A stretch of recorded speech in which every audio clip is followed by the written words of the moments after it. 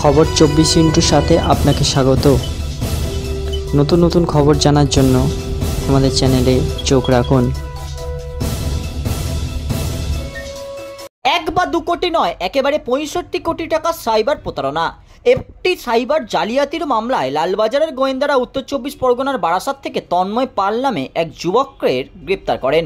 সেই ঘটনার তদন্তে নেমে কেন্দ্রীয় পোর্টাল খতিয়ে দেখিয়ে এমনই তথ্য জানতে পেরেছেন লালবাজারের গোয়েন্দারা।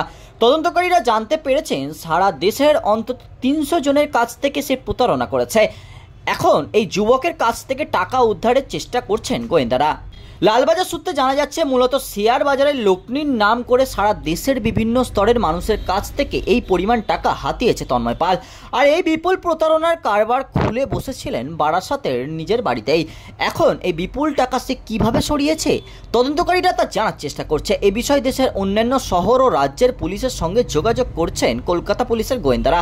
যেহেতু তার বিরুদ্ধে অন্য রাজ্যেও প্রতারণার অভিযোগ রয়েছে, তাই সেক্ষেত্রে অন্য রাজ্য বা শহরের পুলিশ তন্ময়কে জিজ্ঞাসা করতে পারে বলে মনে করা হচ্ছে। সেক্ষেত্রে তাকে জিজ্ঞাসাবাদ করে এই সংক্রান্ত তথ্য জানতে চান লালবাজার আধিকারিকরা।